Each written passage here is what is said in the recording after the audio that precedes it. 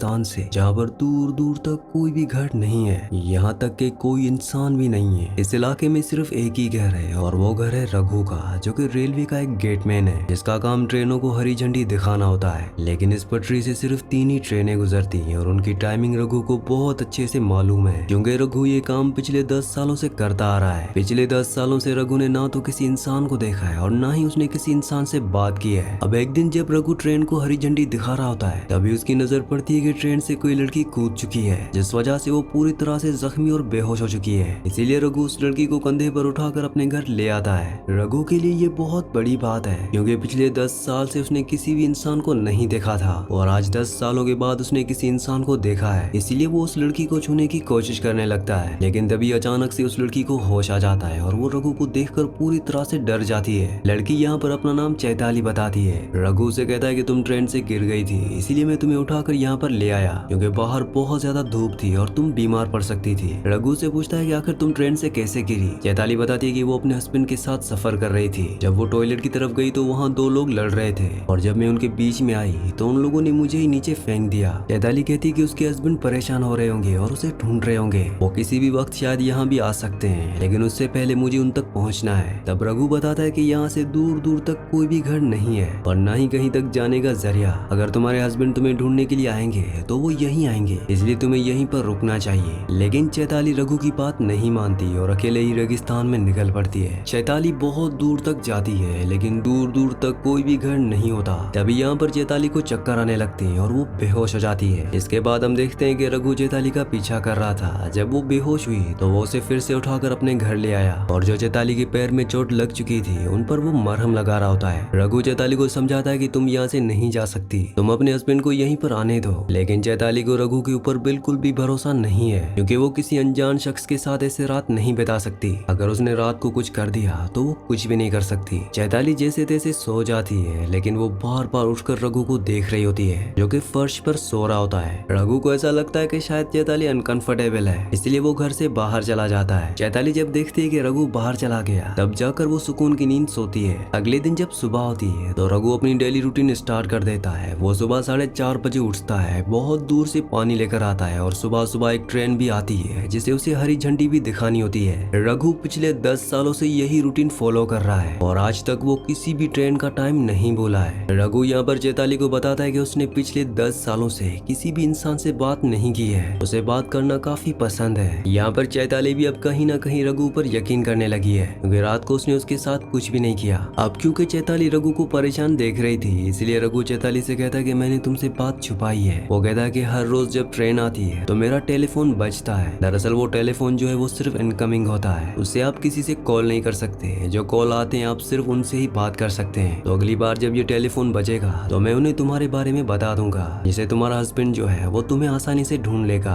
अब कुछ ही देर के बाद वो टेलीफोन बज पड़ता है और जब रघु उन्हें चैताली के बारे में बताने वाला होता है कि तभी चैताली अचानक से वो कॉल काट देती। चैताली बताती है कि उसे ट्रेन से फेंका नहीं गया था, बल्कि वो खुद ट्रेन से कूदी थी, क्योंकि वो अपने हस्बैंड से भाग रही थी। वो एक साइकियाट्रिस्ट है और उसी ने उसके हस्बैंड का इलाज भी किया है। इसके बाद चैताली अपने फ्लैशबैक की स्टोरी बताना शुरू करती है। वो बताती है कि कुछ साल पहले सिंचू नाम का एक पेशेंट मेरे पास आया, जो कि काफी डिप्रेशन में था, क्योंकि उसकी वाइफ ने सुसाइड कर लिया। ये सदमा संचू बर्दाश्त नहीं कर पाया और वो सदमे में चला गया, जिस वजह से वो डिप्रेशन से बाहर ही नहीं आ पा रहा था। इसीलिए चैताली ने उसका इलाज किया, लेकिन ये ट्रीटमेंट इतना इजी नहीं था। दरअसल ये चैताली का पहला केस था, इसलिए उसने बहुत ज्यादा टाइम सिंचू को दिया। धीरे धीरे सिंचू नॉर्मल होने लगा और चैताली और सिंचू दोस्त बनने लगे। और अब क्योंकि चैताली ने सिंचू को बहुत ज्यादा टाइम दे दिया था और सिंचू भी पूरी तरह से ठीक हो गया था, तो ये दोनों एक दूसरे को पसंद करने लगे। कुछ दिनों के बाद इन दोनों ने एक दूसरे से शादी कर ली। चैताली के फैमिली मेंबर्स बिल्कुल भी ये नहीं मान रहे थे, क्योंकि सिंचू एक पागल है और वो कभी भी वापस अपनी हालत में जा सकता है। लेकिन चैताली उनकी बात नहीं मानती और सिंचू से शादी कर लेती है। उनके शादी के कुछ टाइम बाद ही सिंचू ने अपना रंग बदल लिया। वो चैताली के साथ ऐसा बिहेव करने लगता कि वो पागल हो गया है, साथ ही वो उसे मारता भी था। सिंचू की ये डेली रूटीन बन चुकी थी। वो रोज नशे और ड्रग्स करता और अपनी वाइफ चैताली को मारता।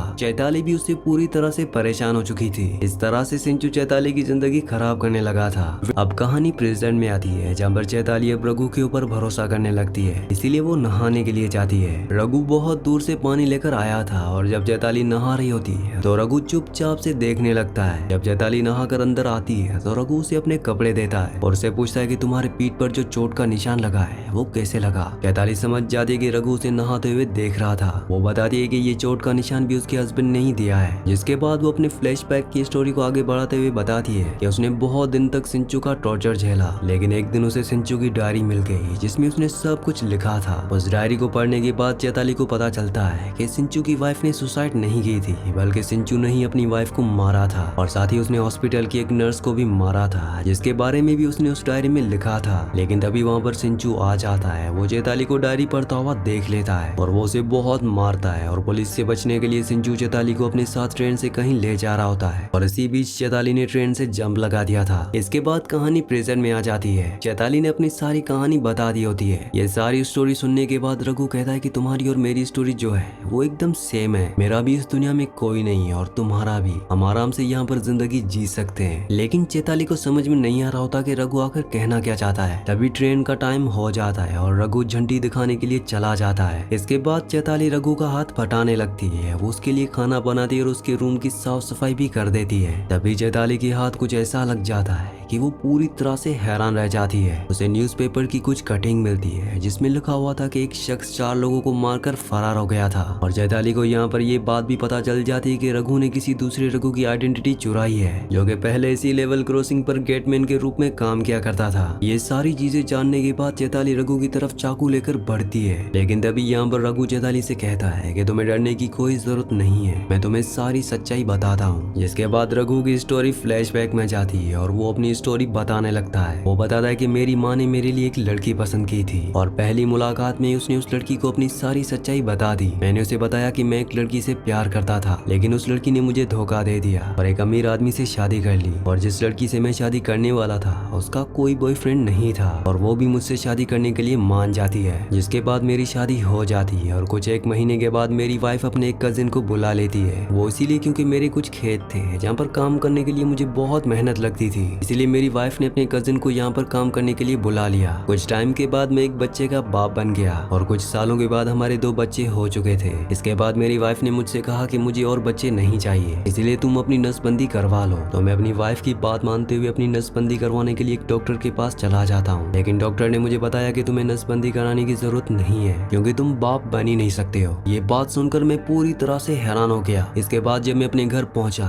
तो मैं और भी ज्यादा हैरान हो गया क्योंकि मेरी वाइफ और उसका कजन एक साथ थे। ये देखने के बाद मैं समझ जाता हूँ कि मेरी वाइफ का अफेयर है और जो 2 बच्चे हैं वो भी उसी कजन के हैं, मतलब मेरी कोई फैमिली है ही नहीं। ये सारी चीजें देखने के बाद मुझे बहुत ज्यादा दुख हुआ और मैंने इन चारों को मार दिया, मतलब कि रघु की वाइफ, उसके कजन और दोनों बच्चों को उसने मार दिया। इसके बाद कहानी आती है वापस प्रेजेंट में, जहाँ पर रघु चैताली को बताता है कि शायद मेरी जगह पर कोई और भी होता तो वो भी यही करता। अब चैताली भी रघु को हौसला देने लगती है और उसे सपोर्ट देने लगती है। वो उसे कहती है कि तुम्हारी जगह पर कोई और भी होता तो वो भी यही करता। बचने के लिए वो यहाँ तक भाग निकला। यहाँ पर उसे रघु नाम का एक आदमी मिला जो कि गेटमैन था। वो उन्हीं के साथ काम करने लगा, खेत में हाथ बटाने लगा, जिससे कि वो यहीं पर घुल मिल गया। लेकिन एक दिन अचानक से उनकी मौत हो गई और तब से वो यहीं पर गेटमैन का काम कर रहा है और इसी तरह से उसे 10 साल हो चुके हैं। इसके बाद चैताली को रघु के ऊपर तरस आने लगता है कि इस आदमी के साथ बहुत ज्यादा बुरा हुआ है, इसीलिए चैताली डिसाइड करती है कि वो कुछ दिन तक यहीं पर रहेगी। इसीलिए वो रघु के साथ काम में हाथ बटाने लगती है। इन्हें पानी के लिए बहुत दूर जाना पड़ता है, लेकिन फिर भी चैताली पानी के लिए जाती है। और जब चैताली बहुत दूर पानी लेने के लिए जाती है और जब रघु रेलवे क्रॉसिंग पर होता है, तभी यहाँ पर सिंचू अपनी वाइफ को ढूंढते हुए यहाँ तक पहुंच जाता है। वो यहाँ पर रघु से पूछता है कि क्या तुमने यहाँ पर एक औरत को देखा?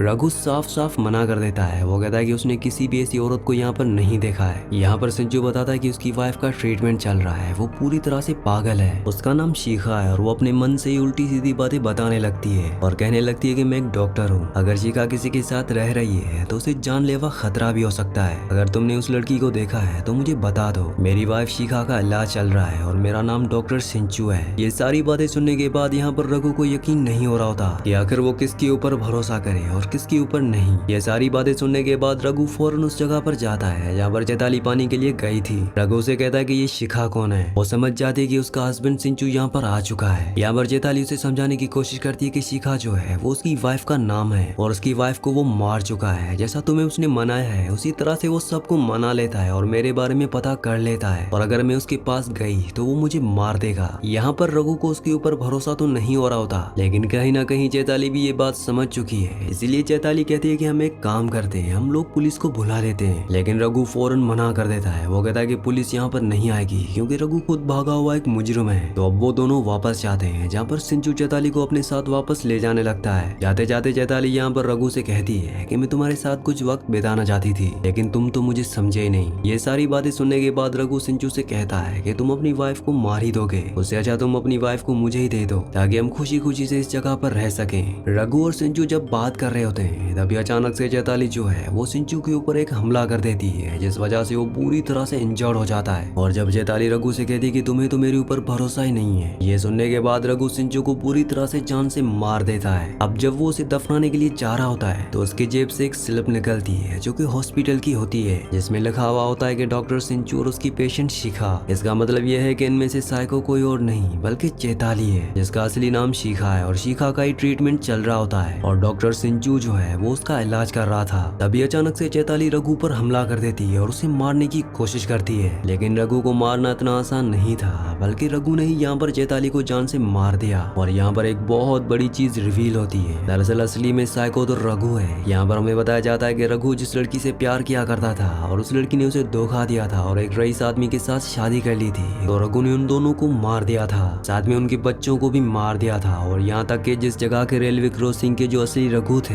उन्हें भी रघु ने ही मारा है। वैसे आप इन तीनों के बारे में क्या सोचते हैं? क्या रघु साइको था या फिर चैताली या फिर सिंचू? ये अब आप पे, आप मुझे नीचे कमेंट्स में जरूर बताना कि असली साइको कौन था। इसी के साथ इस मूवी का एंड हो जाता है। अगली कहानी आप किस मूवी पर सुनना चाहते हैं मुझे नीचे कमेंट्स में जरूर बताना, क्योंकि मैं आपके कमेंट्स पढ़ता हूँ और आपके प्यारे प्यारे कमेंट्स का बहुत बहुत शुक्रिया।